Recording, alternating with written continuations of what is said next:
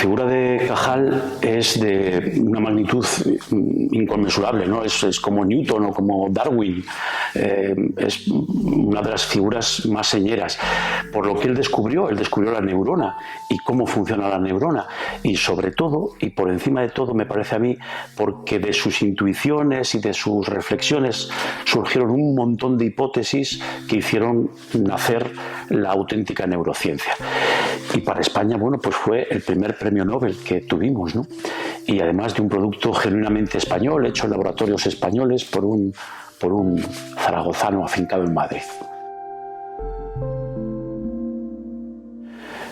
Pues la figura de Ramón y Cajal a mí me supone dos cosas, ¿no? Una es un ejemplo de constancia, de hacer.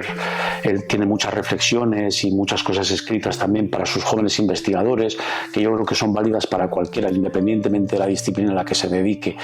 Y luego yo creo que sobre todo el tener una mirada biológica al comportamiento, como lo hacía Cajal, entender que el comportamiento es resultado de un proceso biológico y que tiene una forma y que tiene sobre todo una función. Aprender a entender la conducta humana así me parece que es una pieza para mí muy importante. Bueno, yo cambiaría la formulación de la pregunta y me preguntaría cómo crear las mejores condiciones para que vuelvan a surgir nuevos Ramones y Cajales.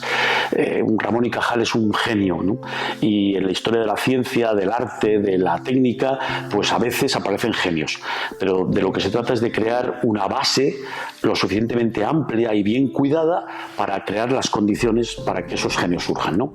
Por ejemplo, invertir mucho más en investigación,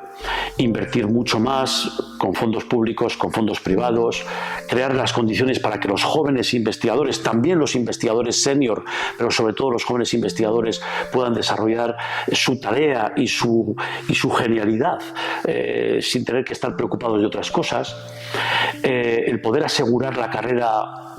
investigadora, que no tenga que ser necesariamente vinculada con otras cosas, y sobre todo y fundamentalmente creer en la ciencia significa invertir en la inteligencia, creer que la gente puede tener buenas ideas y que de entre las 100 que cuidemos y que invirtamos, pues habrá una o dos que serán geniales, pero si en vez de 100 hay 2 en las que invertimos, pues la posibilidad es mucho menor.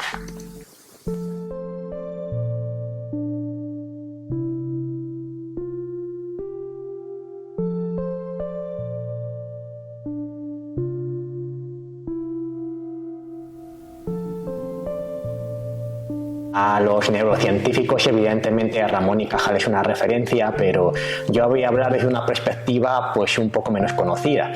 como especialista en el área de inteligencia artificial. Ramón y Cajal pues fue el investigador que comenzó a estudiar las conexiones en el cerebro como un conjunto de neuronas que se comunican entre ellas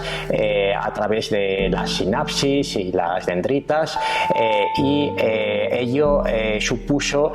la base de la primera neurona artificial que propusieron los norteamericanos McCulloch y Pitts. Esta neurona, aunque su funcionamiento era muchísimo más básico que las neuronas biológicas, pero se inspiró en los conocimientos obtenidos por la neurociencia para proponerla.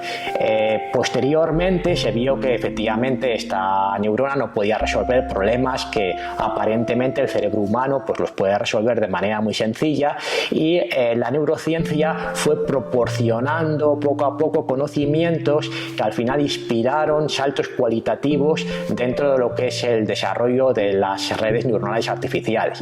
Hay muchos investigadores, pues por ejemplo los que propusieron las redes facial map o incluso más modernamente las redes deep learning,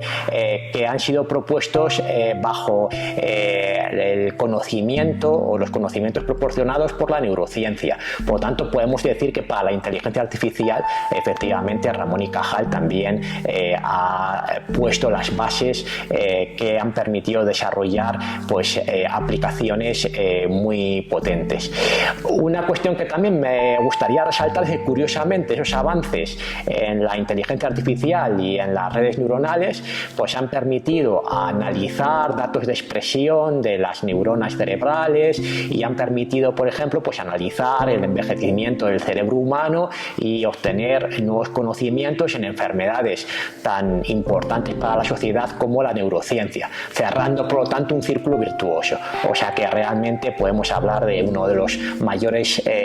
figuras que ha habido en la investigación y que ha supuesto las bases no solamente para la medicina y para la biología, sino también para lo que es la tecnología y la inteligencia artificial.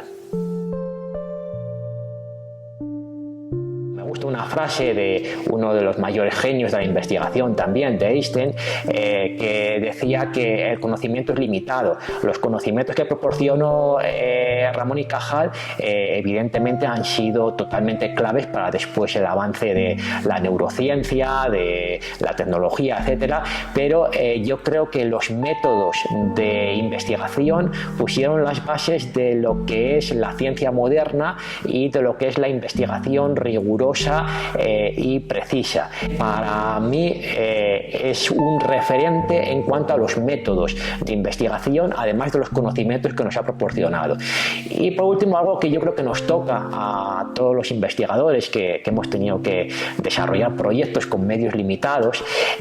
yo creo que Ramón y Cajal es un referente de cómo con pocos medios, porque él investigó con medios muy limitados, pero con imaginación, que al final es muy importante, y con ilusión y perseverancia, pues muchas veces se pueden suplir deficiencias tanto materiales como de otro tipo a la hora de investigar. Pues es un problema muy complicado, pero yo ahí quizá voy a resumir los principales comentarios de mis colegas cuando quedamos en las reuniones científicas. El primer problema que surge y del que nos quejamos casi todos es de que en primer lugar tenemos o formamos investigadores muy buenos. De hecho, esos investigadores muchas veces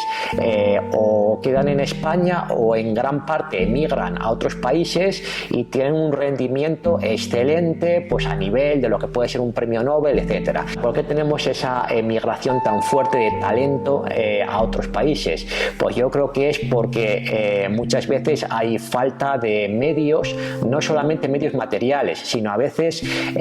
la estructura humana que necesita un investigador alrededor para poder desarrollar su trabajo. En ese sentido, por ejemplo, las becas Ramón y Cajal sí que supusiesen un avance importante a la hora de retornar talento de otros países, pero muchas veces se encontraron con que la infraestructura, tanto de medios humanos como de medios materiales, no era suficiente como para continuar desarrollando la labor que estaban realizando en otros centros extranjeros. Después hay otra parte que yo creo que también es importante y es la alta carga burocrática a la que nos hemos enfrentado muchas veces los investigadores y los científicos, y que nos quita evidentemente tiempo para podernos dedicar a las tareas propiamente de investigación. Y quizá reflejaría otro aspecto que también lo considero relevante, y es que hay que invertir para que la sociedad tenga una cultura científica y tecnológica mayor, porque eso hace que haya una